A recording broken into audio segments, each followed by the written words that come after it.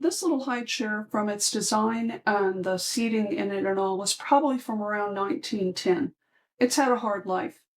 But one of the things that makes it really very cool is that when you swing this up, and you can see all the damage here, somebody at some place put in a piece of thin pine instead of oak over this. It had a cane seat in it. Those are hard to clean, and they are not comfortable on little legs and bottoms when they're no longer in diapers. So, but this makes a fabulous, what's called a youth chair, that this can scoot up to a dining room table, a kitchen table. And so the high chair is usable from whenever your baby is able to sit up safely in a high chair to up to 4 years old, to be comfortable up against a table to eat. It's got simple lines on it. It's got beautiful tiger oak. So the seat, unfortunately, besides the fact that they're not comfortable, the seat has a split in it here. And once caning splits, and this is very brittle from age, there's no way to salvage it. You have to take it out and completely redo it. I seriously considered recaning this seat. And then I remembered my youngest grandson complaining, sitting on a chair at our dining room table that had cane seats on it, that it hurt his legs. And when he hopped up out of the chair and I was putting a pillow in for him, I saw the waffle weave on his poor little legs, and I thought, ouch, that's not a good plan. So that immediately came to mind when I was looking at this. So this is going to get refreshed. I'm not going to paint it. I really like the tiger oak, and it's easy to clean when it's got a good finish on it. And we're going to modernize the tray by putting in a piece that's easy to clean, won't mar, and will make it something that's very easy to use today and easy to keep clean without having to worry about keeping a wood finish done. So this one's going to be a pretty basic repair but it's got some things that we definitely have to work on it. This screw should never have been in there. It's, as I said, it's had a hard life, but we're going to make it pretty and make it ready to use for more children. Always, when you're working on a really old piece that truly is an antique, sometimes with reproductions too, but antiques that have been around for at least 100 years or longer have always got wear to them. So there's been gluing that's been done on this and clamping to get things aligned back in to reattach one of the legs to this. The next step I'm going to do can be done in 2 different orders. I could choose to do the wood putty patches that I need to do first, spray with shellac after it's been sanded smooth, lightly sand it again just to get the slight roughness off the top, not enough to remove the shellac at all because it will soak into the wood putty. And then I could degloss the whole thing. In this particular piece, I'm going to degloss the whole thing first. You can't degloss over wood putty unless you fully sealed it with shellac, or it will lift it back out. But right now doing this, I want to make sure I'm finding, as I'm working on here, any of the places that may need some wood putty fill. Because this is old, it's had lots of wear, it's had lots of hand oils on it. I have no idea how much dirt. I'm going to choose to use a Scotch-Brite green scrubby, one that I use specifically for deglossing, and the liquid deglosser. I keep an empty can that I pour a little bit of deglosser into for doing a job, then I rinse it out, toss it on the shelf, and it's there for me to use again as a cleaner. And if I'm not done the whole way with the cleaning on a piece, I can close it so it doesn't evaporate out. But for a piece like this, and if you're sanding a top coat with a green scrubby, you would make sure you were going always with the grain. But the fact that my scrubby is going to be really, really wet, I'm not going to damage the grain if I go around these spindles some to get into these grooves. For the most part, I will follow the grain. I just dip in. I don't brush this on. I don't deal with all of that. It literally goes on so well just with the green scrubby that I don't have to.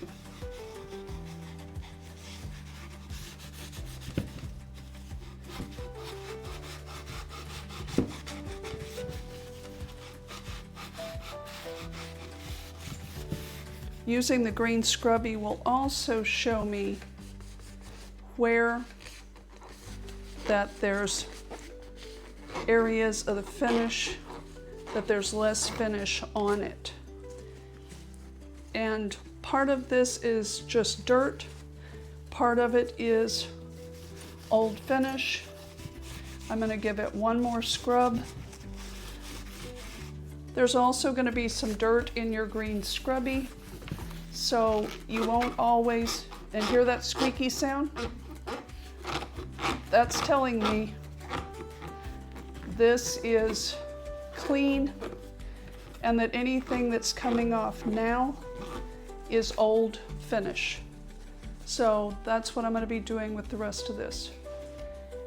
Once all of the caning was pulled out of here, this groove that is in here was really rough. It had to be pulled out with scrapers, some chisels, and then Jim actually carefully took a drill bit that fit in here to go in to help smooth. And then we used another piece of an old faux wall wood blind to wrapped with sandpaper to get in here and really make these edges smooth, so that once we put the vinyl seat with padding on here, it's not going to rub against anything rough that will make it want to tear through the vinyl over time. Jim has fit a piece of wood inside where it was open, where that you could see through the caning. This has been put in here so that there's a good solid seat in here. A little one, well, you wouldn't really like for them to do it, but they'll do it a lot of times on you no matter what. A little one could stand on this and it's not going to fall out from under him.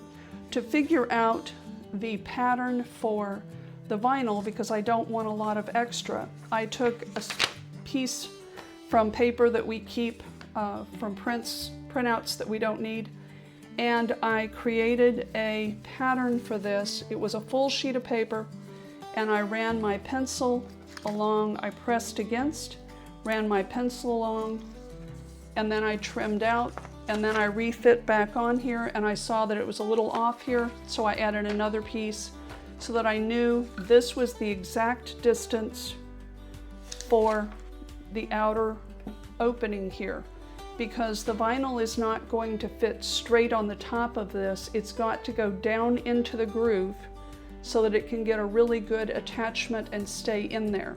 So initially, when I cut the vinyl, I cut it about 1/4 inch larger than this because I was not sure with the padding that I had cut for under here.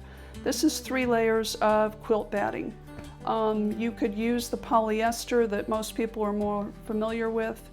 I had this, so I'm making use of it. And this is a very soft vinyl that has the look and feel of real leather to it. It's not the color it's going to stay, because you can see it's a little bit too yellow toned for this wood, but it's going to get stained like the rest of this is. But then when I put it on here and I checked, when I did my initial checks of pushing down into this groove, there was too much of the vinyl. So I had to trim back actually to the actual size of that pattern. But by making it larger to start with, I had some wiggle room to adjust. So what we're doing right now is a final fit on this to make sure there's plenty of vinyl to fit going down into the groove. But what I do not want to see when it goes down into the groove, I don't want to see the edge of the vinyl coming up here. Then it's I'm going to go ahead and push this in. I'll use a piece of blind probably to push this down in when it's actually being glued in here. Then this is caning spline. This is what I would have used to seal in a new cane seat, if that's what I'd chosen to do, but it's also the perfect thing to seal in this vinyl. Jim, is it easier to see over here or over here? It's easy to, you can see the whole thing? Okay, great. So now this has like a triangular shape to it. So the narrow shape is what goes down in here. And I can see how that's going to fit into the space. Once all of this goes in here. And it will be glued in even with the top edge of the wood here. It's not put in dry. I'm going to have to soak this for 30 minutes. You really don't want to soak spline more than 30 minutes, because then when you start trying to push it and tap it into place, it splinters. And then you've ruined it and you've got to rip it all out and you've got a mess. You just want it wet enough, and 30 minutes will do it. It's the standard for it, to get it to swell enough that it's going to hold on to the glue and be swelled into the space that you're trying to fit, so that you have a really good, tight, permanent fit. I'm going to be using hide glue, because hide glue, once it's fully dried, and it will take this probably 2 or 3 days, since it's going to be down into an area that doesn't get a lot of air to it, but within 24 hours it's pretty much set, because it dries super hard and it's very, very long lasting. It's almost concrete-like in its strength against wood and something like this, and against the spline for long-term durability. I could have used just straight vinyl onto the wood, but by putting the 3 layers of batting under here, I've got a softer seat for a little one to sit on, which I think is a kinder thing to do. And when you're doing something for children, I think the things that, thinking about how it's going to affect them is key to making decisions with it. So we're going to start with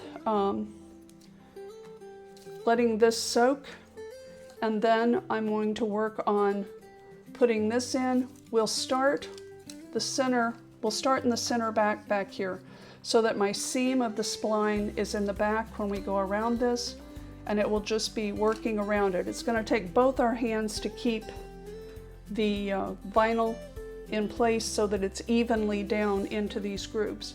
But that is the next step on that, and I'm going to do that before I do any of the wood putty repairs on this. You can see that this is now not in a tight circle because it's been soaking for 30 minutes in water. Then I took a microfiber towel and blotted it all the way around, so it's not dripping wet, but it's wet all the way through. One of the things I wanted to also tell you that I forgot is that the batting was cut so that it can go down over the edge of the wood. I'm going to pull this back out where we actually put it in and made sure it fit, but I'm not going to lift it all the way off because it's really hard to get, because there's a backing on this soft vinyl, which is something you can buy by the yard at a fabric store. You can order it online, but you want the soft. You don't want the thick stuff or the super plasticky stuff that's like for tablecloths. It doesn't work well. But that is there, and what I'm going to do is I'm going to pull this back, and I'm going to use a syringe. Jim, can you hold that? And I'm going to put glue down into the bottom of this.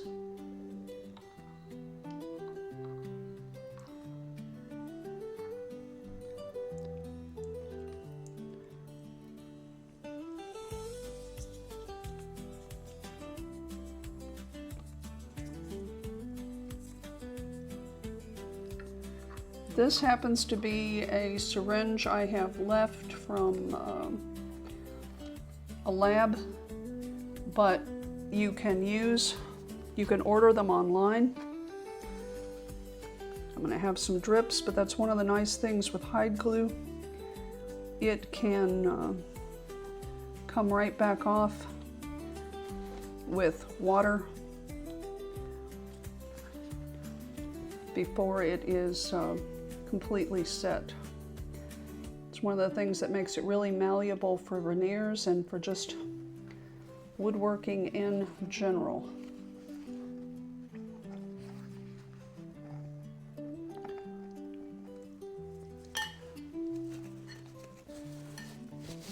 I have a spray bottle of water. Grab this off.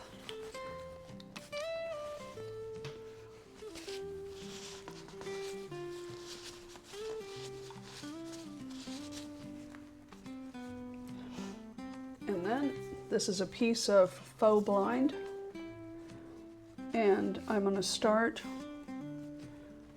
working this on. We know it fit in there. I'm double checking with my fingers that it goes in here.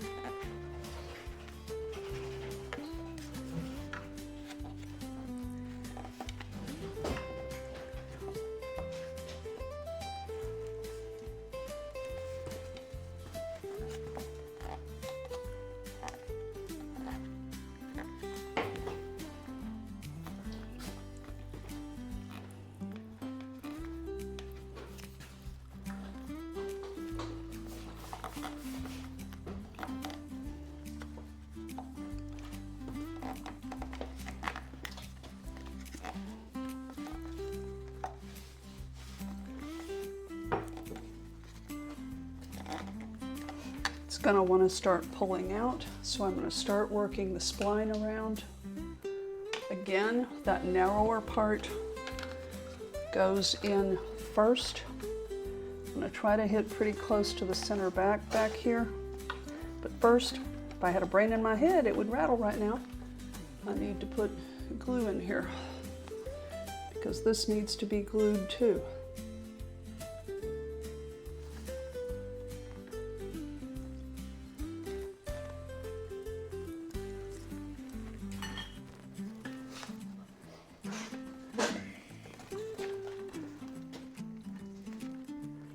And I only want it to go down to just above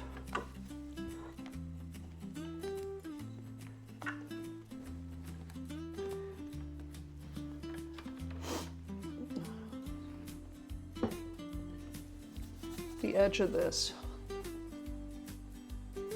Bring the bowl with it if you need to. My fingers are a little sticky from some of this, and that's okay, because I'm going to use the water to clean it off in a minute. You'd hold that, Jim?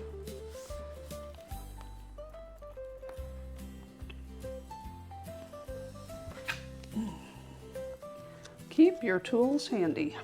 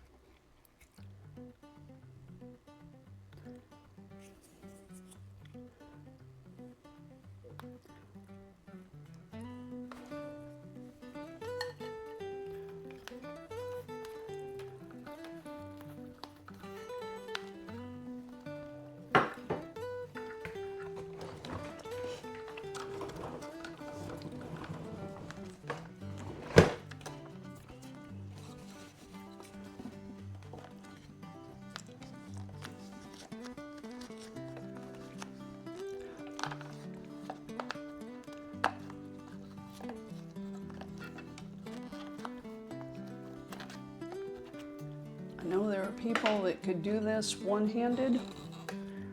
I am not one of them, and I am deeply grateful for Jim's hands right now.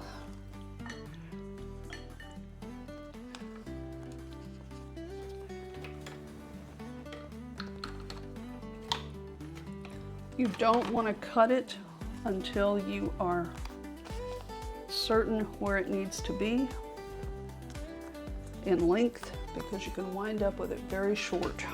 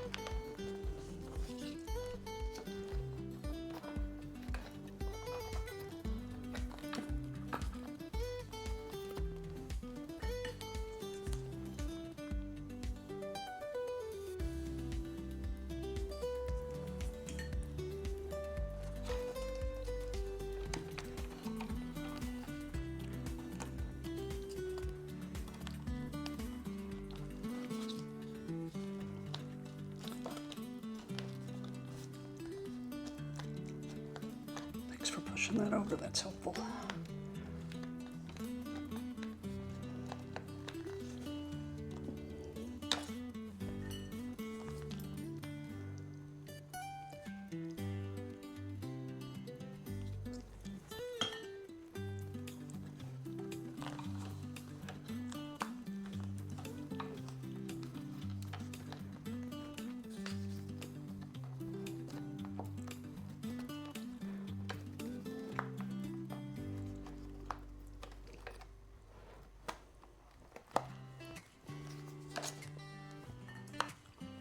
Ooh. Got it on the floor here. It's okay. Use that to push it down in there.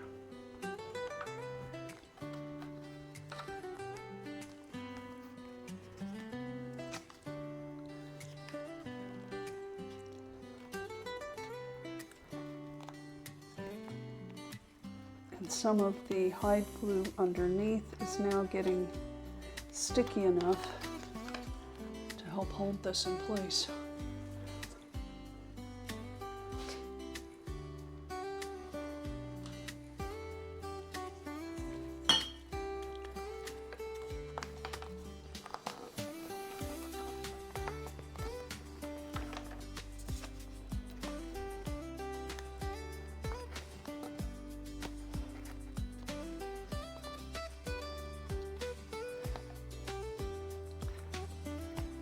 And by using something like this piece of blind, I am avoiding cutting the vinyl, and I'm avoiding scouring up the wood.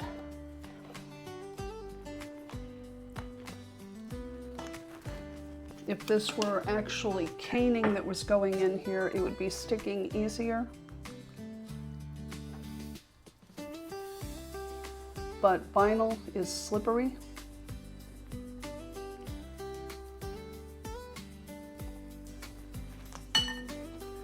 And wants to come out. Okay.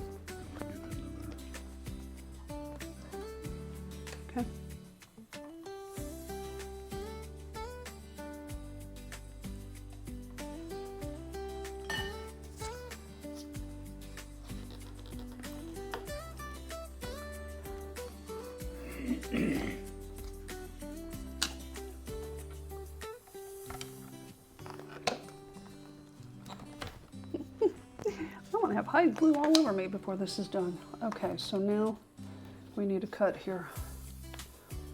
You probably are better at it than me, dear. Well, come around on this side then. That's too far.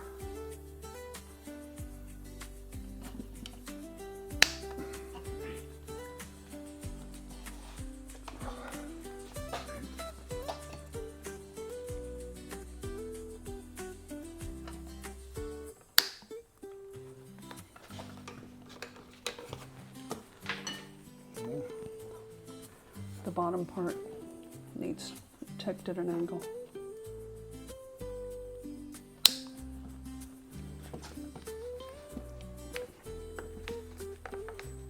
There we go.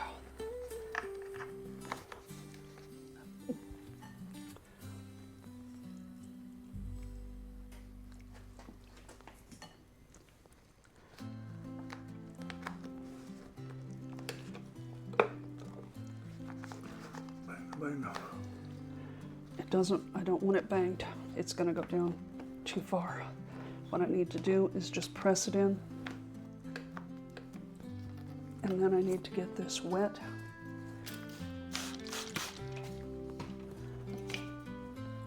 Had the hammer handy in case I was going to need it.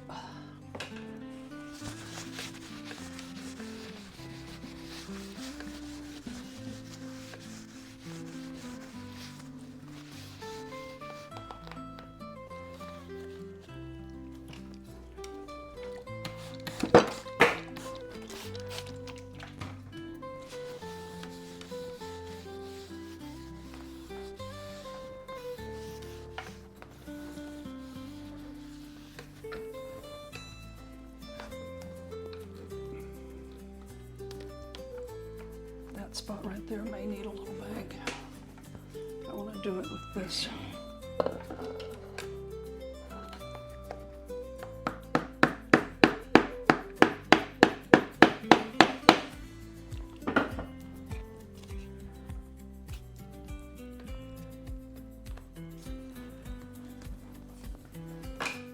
want to put a little bit more in here. This spot was just a little bit wider.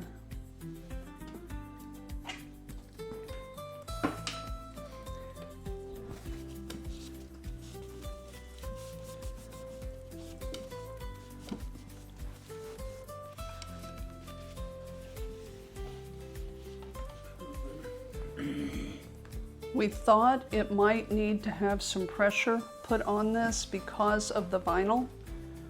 So we had wood and clamps out ready to go, but this doesn't appear that it's going to need anything.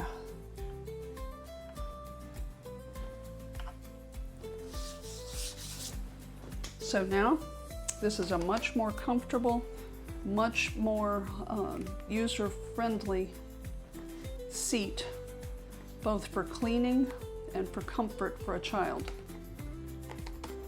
So this needs to dry really well. And while it's drying, I'm going to be filling these spots because we're not going to be attaching the tray as a flip over because it's just not, it makes the tray unusable for a child. Or for the parent to feed them off of because the tray sets out here and that's just too far away from a child. So we've got some pieces ordered that match up with antique high chairs for a slider here for the tray, and we're going to work on trying to figure that out.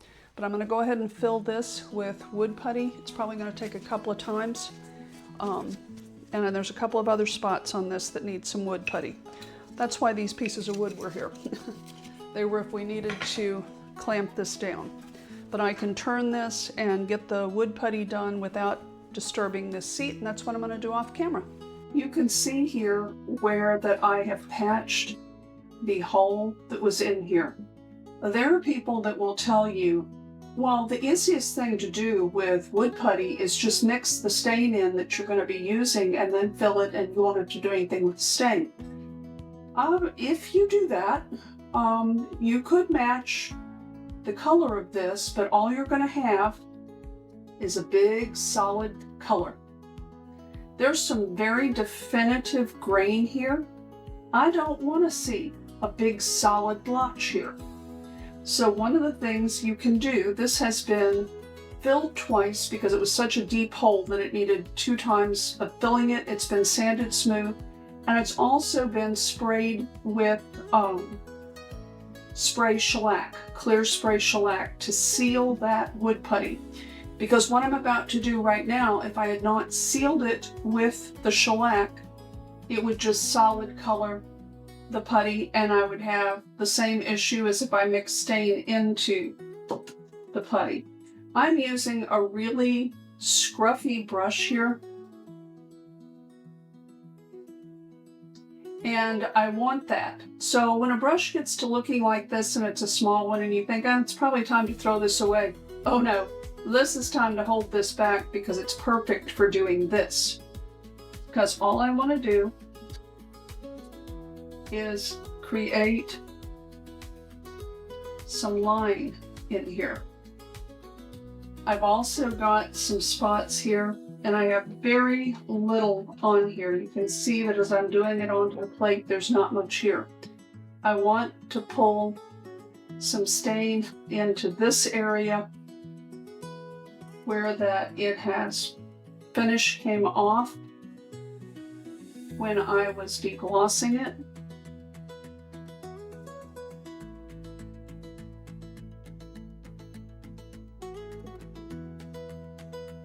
I'm going to turn this and rearrange the camera. There's a spot here where a lot of the finish came off.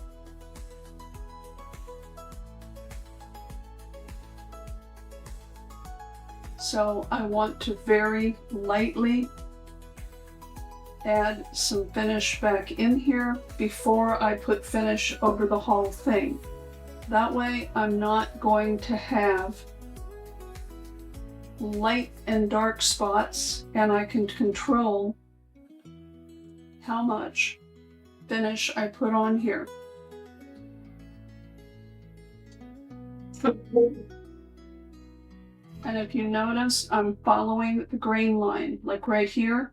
I'm not going to go across this. I want to follow with the grain.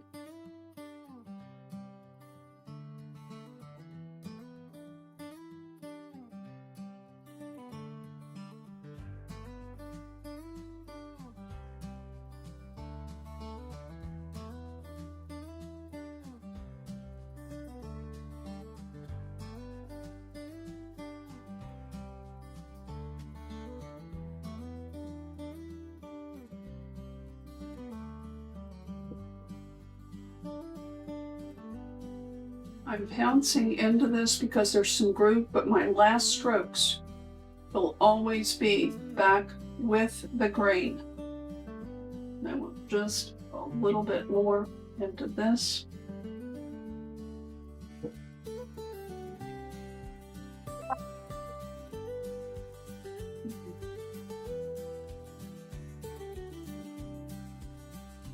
And even though it looks like there's a lot of stain on here, this brush is really dry. You can see when I come on here, there's not much there. I'm gonna hit up here and down here, but first I want to deal with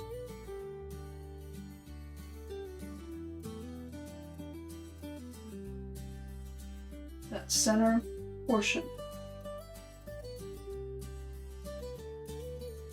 I don't want to fill it completely because I can play with this when I am putting stain over the whole thing. And up here, that I'm going to lightly brush in.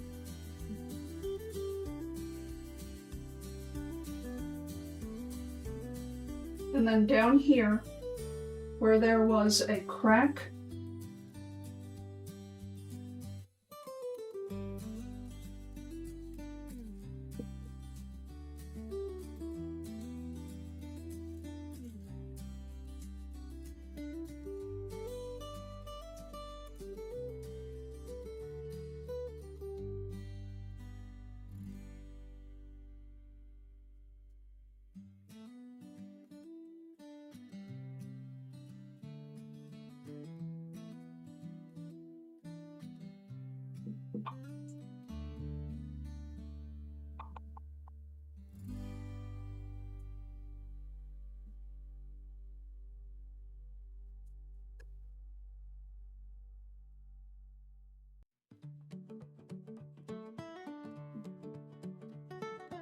this is also a method you can use if you're not going to be doing the entire piece and you're trying to do some touch-up.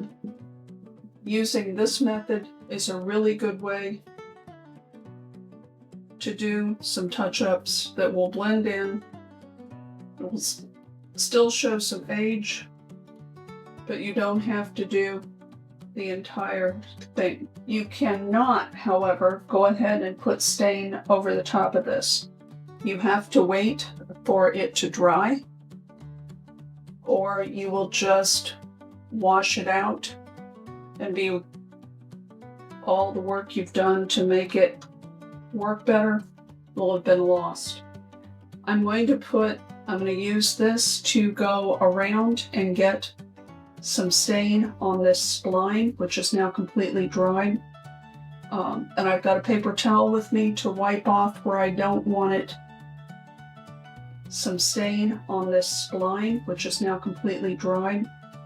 And I've got a paper towel with me to wipe off where I don't want it. If it gets spots where I'm not happy with it. And I'm not, as you can see, I'm not putting a solid coat of color on there.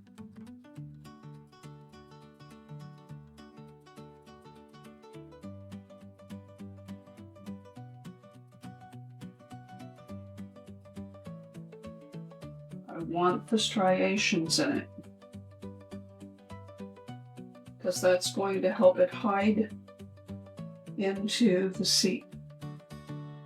My brush is very dry, which is allowing me to go back over this without creating a full coat of stain. That's a mistake that a lot of people can do is, oh, that's so much lighter, I really need to put a lot of stain on there. Not if you're trying to blend it in to match it. I'm going to let this dry for several hours, come back, touch the areas that I have put it on and make sure that it's completely dry to the touch, no tackiness, and I won't do anything else until it is at that point. But this is ready to set and dry now. When you're working on a piece like this, it's much easier to flip the piece upside down so that you can easier get to the inside of the legs and the inside of any of the cross panels. It means you have to figure out how to prop it, which we have done here with a box, but it makes it a lot easier to make sure you have everything covered. I'm not going to put very much stain. This is an HTP project brush. They originally called them a stain brush and now they call them a project brush. But I'm not putting much on here because all I want to do is refresh this finish. I don't want to get rid of the character of the aging that's on it. So I'm not putting a heavy coat on like paint. I don't like stain on like that.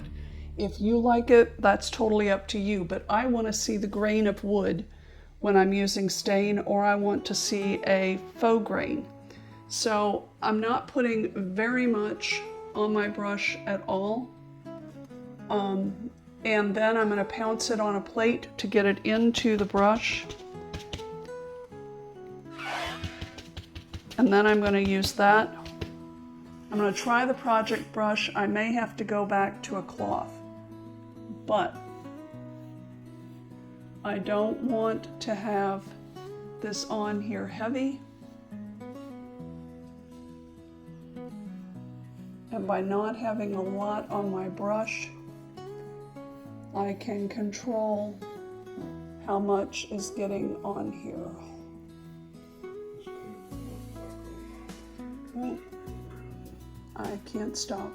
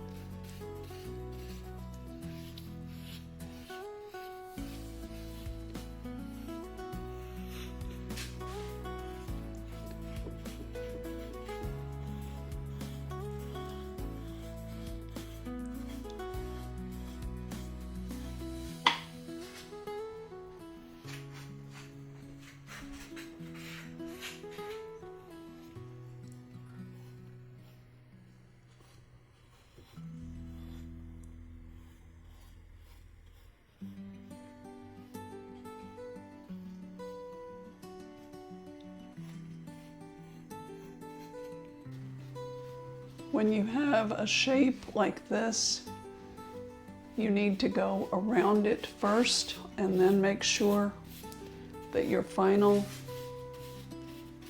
swipes are with the grain. And you should be able to see that I'm just refreshing this finish. I'm not putting a heavy coat on here, but it's evening out all of this finish. And again, down here, because I want to get into all of this, this is how you do it when you're painting as well. You go around it on areas like that.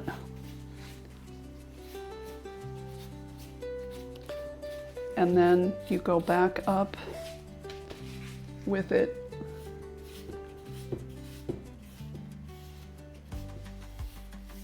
So that it's following the grain line.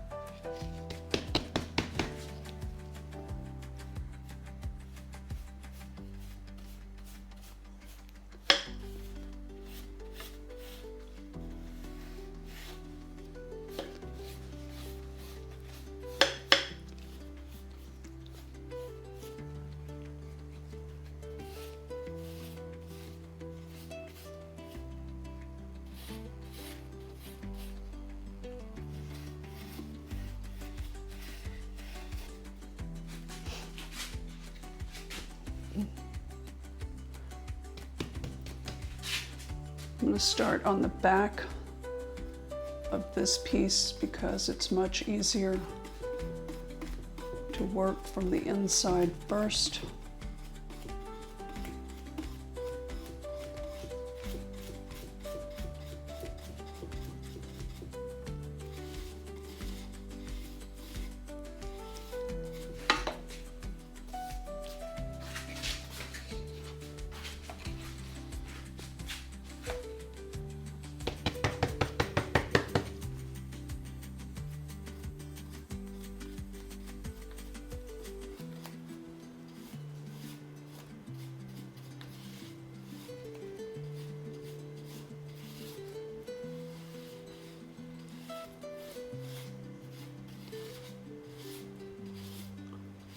By going over it repeatedly when you're putting a thin coat on, you get a nice even coat that allows you to still see the grain in the wood.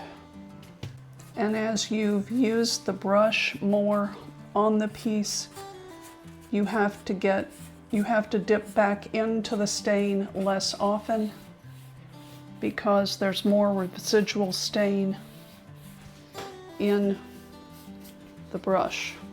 And I'm also going to be putting stain on the bottom here, which I'll go ahead and do that before I do these last two legs.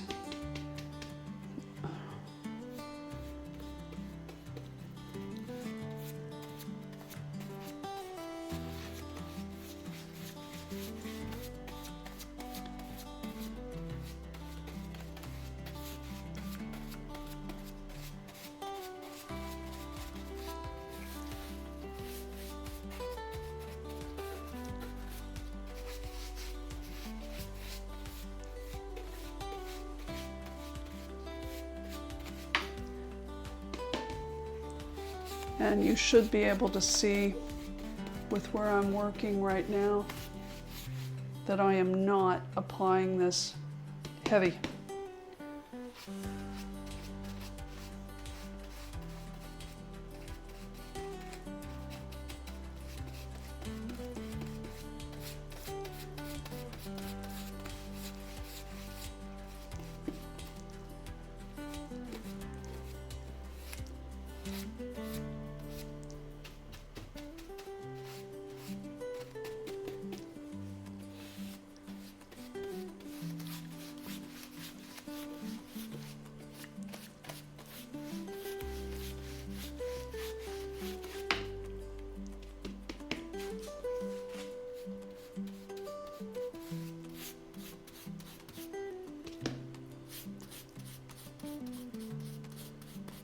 There are separate boards here, so I want to be able to, what I will do on the rest of these, because I want to be able to hold this while I'm doing the legs and the spindles, but because they're separate pieces of wood, I'm going to apply the stain in the direction of the grain, not going across it, but in the same direction. So this is going to get finished. This bottom part is going to get finished. Off camera, we'll let it dry, and then we'll flip it up. This spot is where the fill was. So one of the first pieces I'm going to show you on this is getting the stain onto this upright.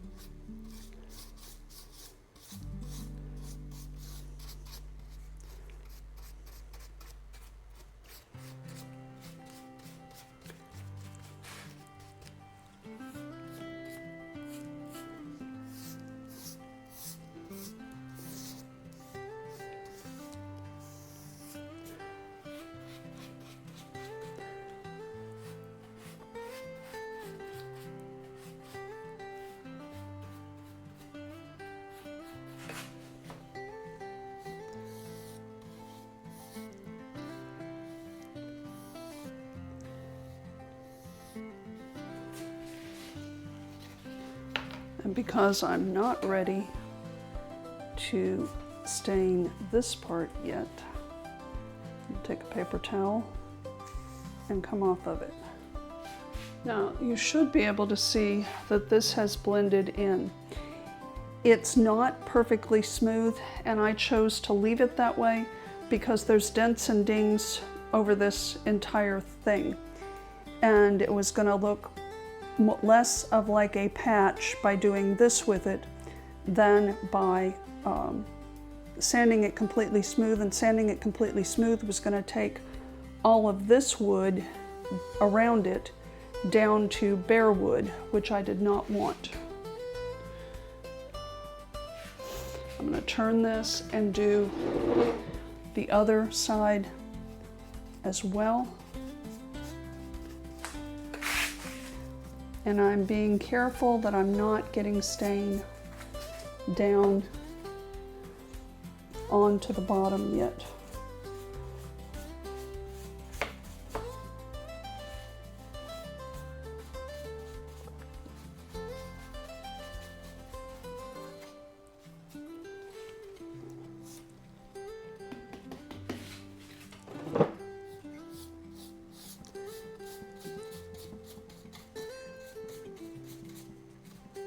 And I don't want to get it onto this back yet either.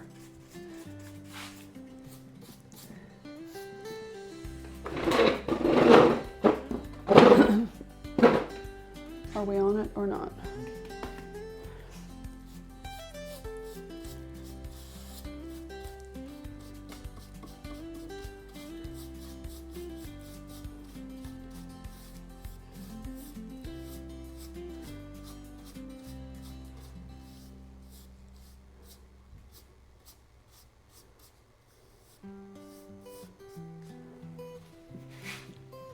And then I'll also show you on the back up here where there was work done on it.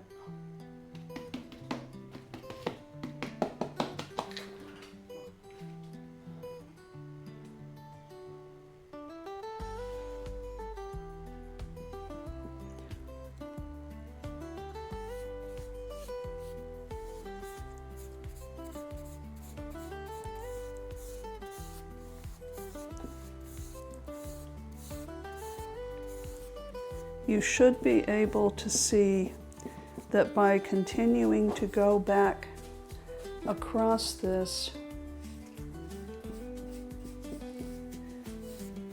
with the brush and not having tons of stain on it, I'm removing any blotchiness.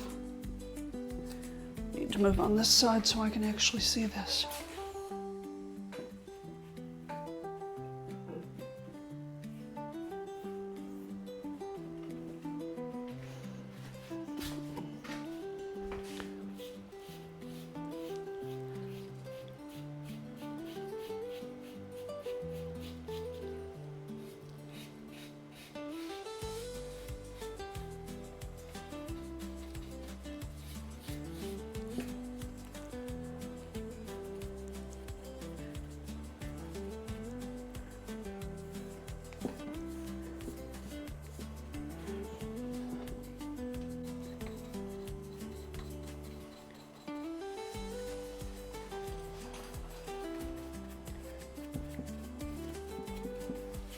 and then come back and let your final strokes be straight up and down so that that stain doesn't have any marks going horizontal. And you should be able to see that I'm going really quickly on this. I'm going to do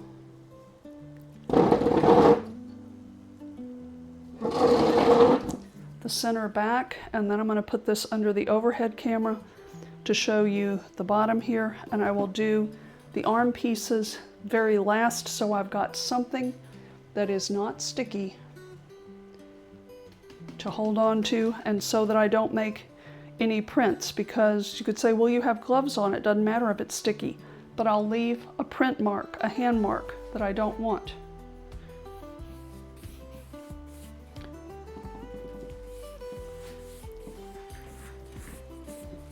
And if I haven't said it yet, because sometimes I get busy and forget, this is tobacco, because tobacco is the closest HTP stain to the antique oak finishes of the past, and I wanted to maintain that for this piece. You could certainly have put any stain on it that you wanted, but if I were going to use a different color stain and I wanted to maintain the natural grain of the wood, I would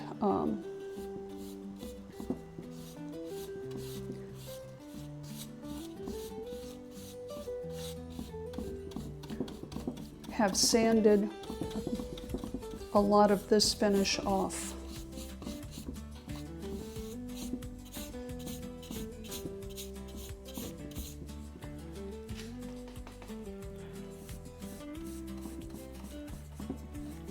You want good light so that you can tell that you have not missed any of the wood as you're putting this on. And look for any places where the brush has created an overage on any of the edges, because those will dry and look really bad.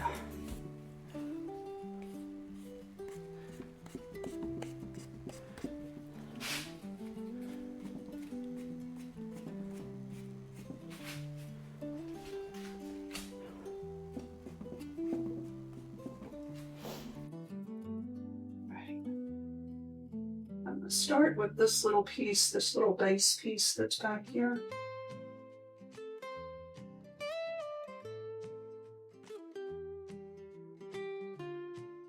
And I'm being very careful not to get up onto previous base.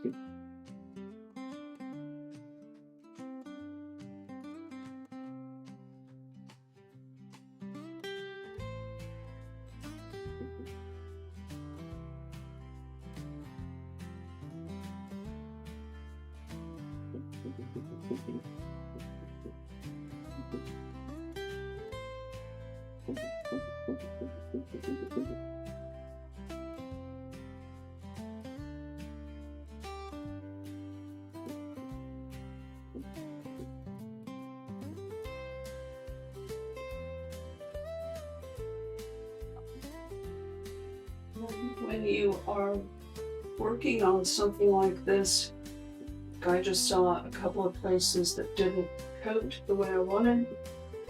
The stain can handle you getting back into it to do some small repairs like that before it's completely dry, and you can still blend it nicely when it's in that state. I'm not going to do this front edge yet, because that's where I'm going to be resting my arm. So now we'll see how this goes to get the vinyl looking better and the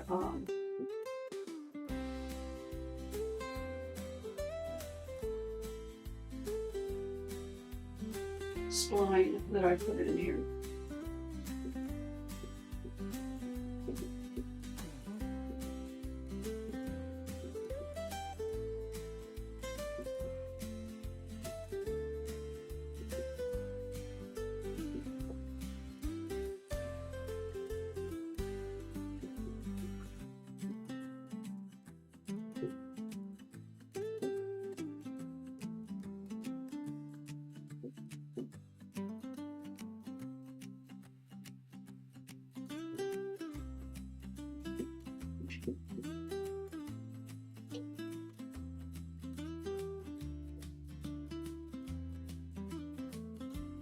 I need a paper towel.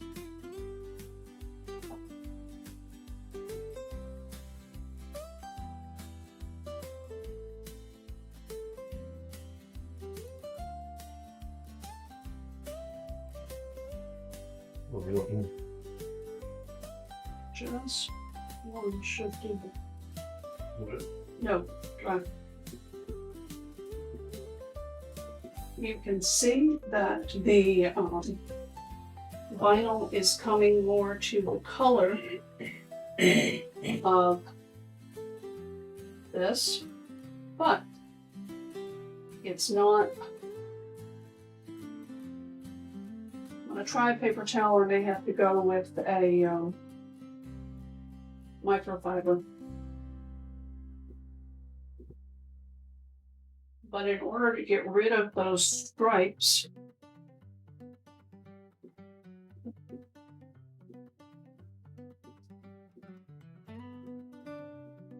and get more of the leather look back, this seat, unless it dries better than I think, dries to a deeper shade than I think it's going to. I'm using a light touch rubbing this. And the stain is incredibly durable on leather, vinyl. It handles well. You can see that the spline is fine. The seat, I'm probably going to want to put one more coat onto to get it to more toward the shade of this wood rather than that's still got some yellow tone that's coming through on it that I don't want. But you could see how I got rid of the striping. But I did not want a thicker coat on there. I did not want that to just go plain brown.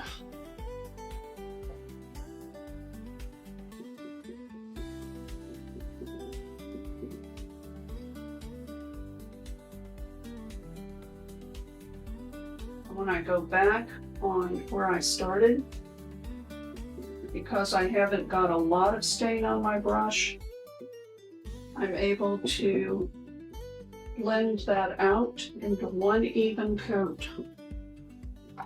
You can't see it, but I'm getting the very front of that ornamental piece. It's on here.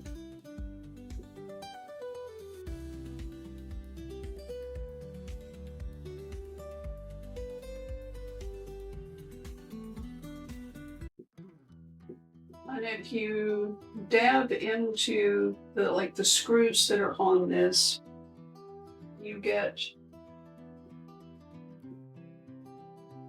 them to blend in a lot better, and it helps to hide them.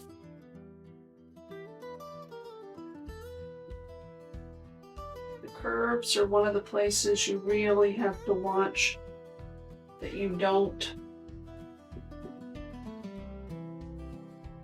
leave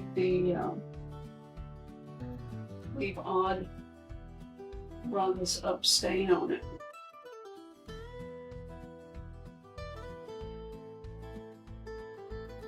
Because I want to follow the curve, but I also want to follow that grain.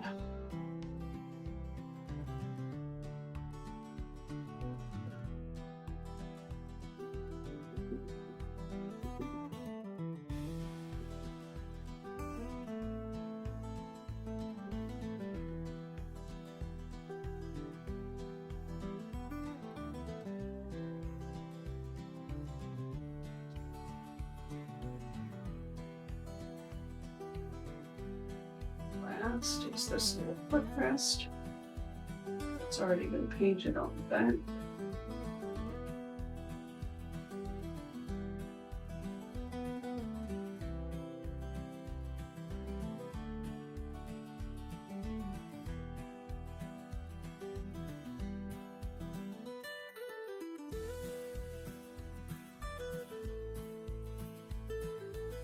And I need to get all the way on the back here, because I missed that when I was painting, when I was staining other areas.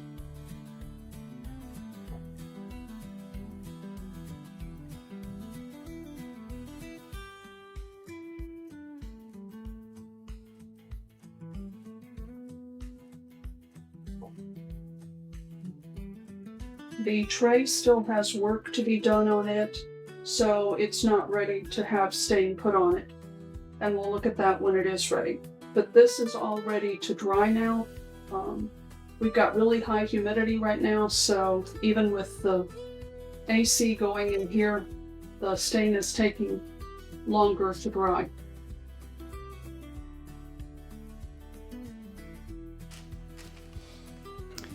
The reason there's all this wax paper here is that this epoxy wood actually would adhere permanently to the wood and to the metal, and we did not want it to adhere to the wood because we need this to just be a spacer at this point, and we needed to be able to trim on the inside. At this point, this is still the same dry time as this is, so it's still got some malleability and bendability. But once this has completely cured, this will be rock hard. We're going to have to trim out in here so that this piece can glide in here. But we had already trimmed off this bottom edge so that it was smooth and onto the bottom. So now what this will do, and it's safe right now to touch it against this curve that's on the arm, this curve that's in here, will be able to fit tight on there. This won't rock, and once the screws are put into this, this also will be drilled out and cleared. Once the screws are put into this piece of hardware will be completely stable, won't rock, won't pull the screws out, and will make it really stable to put the tray in and out permanently. And you won't see any of this on the top. It's just simply squared everything up so that everything glides smoothly. And I will put some stain on this. It's not going to show from the underneath, but it will on the back, so I will do some touch-up staining on that once we get this cleaned up. When we realized that we were no longer going to use the tray as a flip because it was not usable for a modern family, we had to reinforce the bottom of this tray with some layering of what was already there, the tray we wanted on the inside here, so that these clipping pieces can attach sturdily. I've shown you how in this video to use some dry brushing to create some lines to get some faux grain when you've got a lot of wood fill. This has wood fill all the way along it. I've got some wood fill in a space here. I'm going to show you how to use a very fine line permanent marker in a dark brown. You can use other colors depending on what color stain you're working with. You can't use a paint pen. It soaks right in, makes gloppy spots and runs. And a watercolor marker will just wash out and run into this too. But a permanent fine line Sharpie works great. And I'm going to show you what I do with that. I'm going to leave that little bit of cracking that's there because that's going to just be helpful for me. Up in here, I'm going to do some very fine line marks, just like there are if you could see close up in that's there. Then on this, I'm going to do the same thing. I'm going to come in with some lines.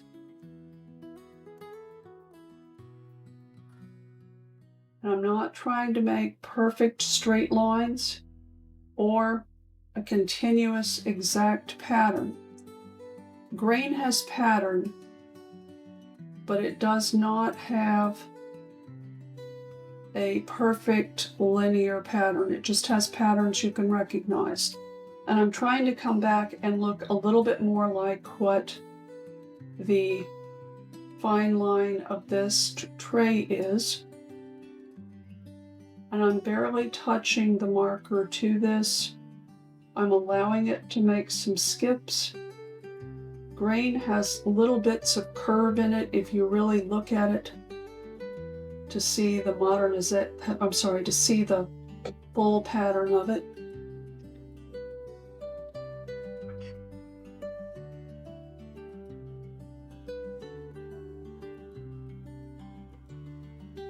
It looks like a lot of little squiggles right now.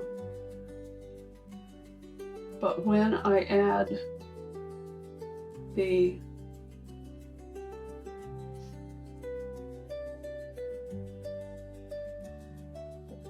stain to it, it will simply have given it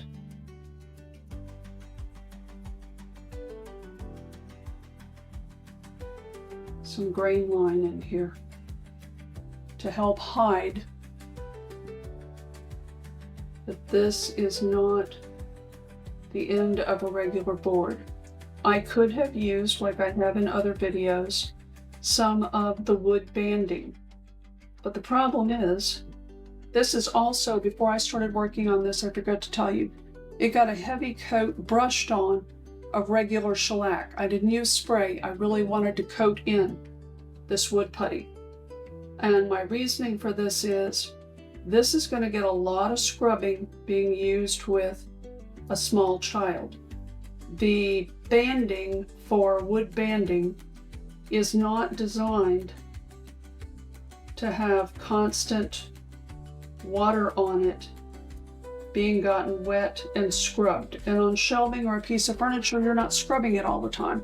But this tray would be being scrubbed all the time to clean it up from little gooey hands. So I'm going to get the stain out, and we'll come back and look at this, putting the stain on this. I'm going to use a stain brush. There's a little lip under here that I'm running into.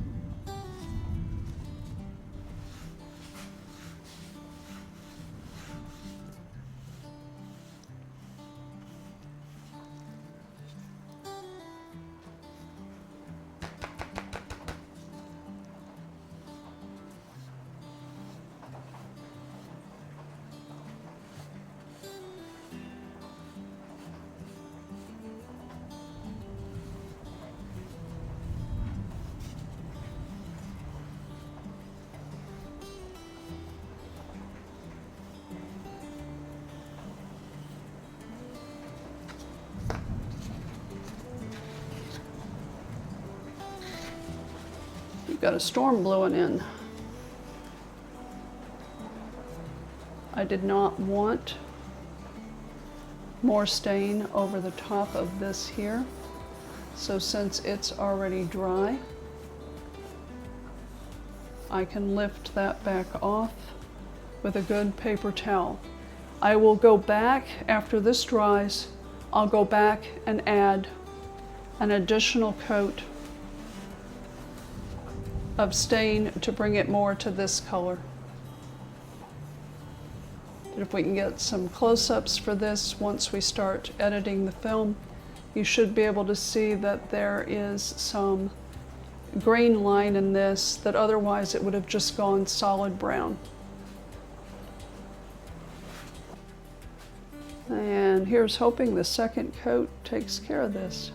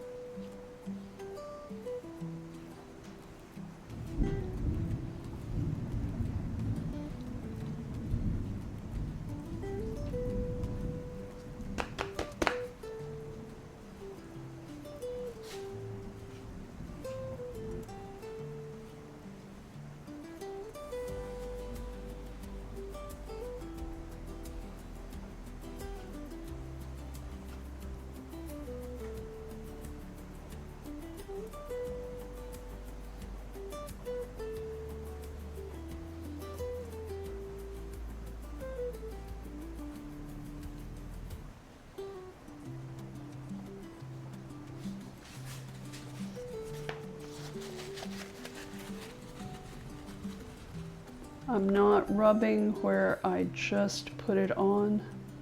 I'm rubbing the edge of where it was already dry from before, so I don't get extra on there, and I'm pulling it off of the very bottom edge back here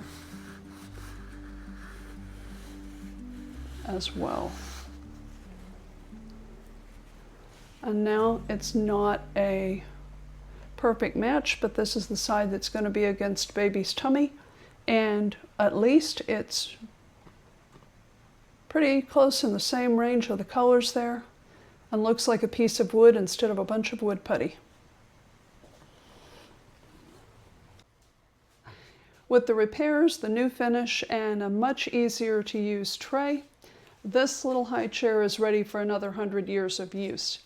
It took some planning and Jim's creativity to get this working. I'm hoping I can take this off to the side.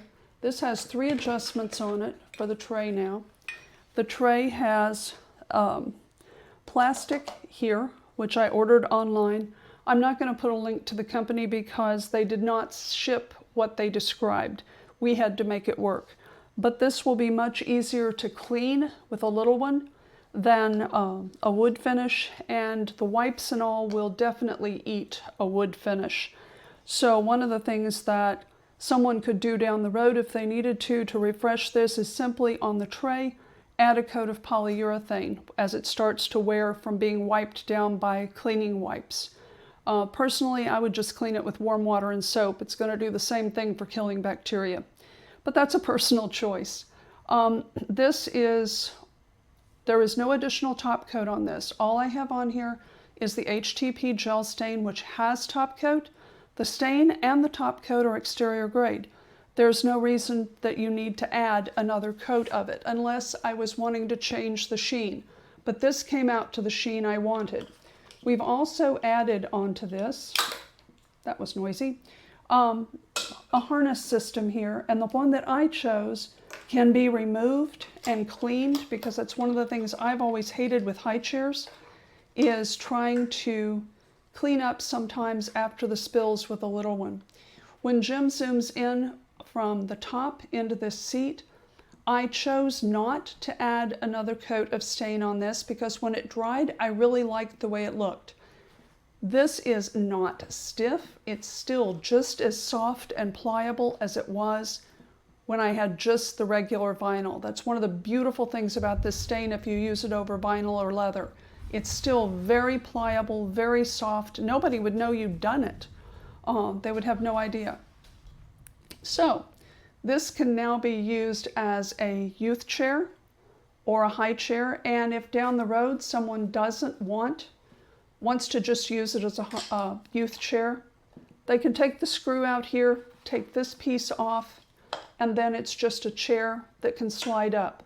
By putting the epoxy underneath this that we showed you how we did, this is now just rock hard. It's not going anywhere. It's going to be able to take this tray being slid in and out endless times. But now it's ready to go, and I'm very happy with how it turned out. So now you can see you can refresh a finish.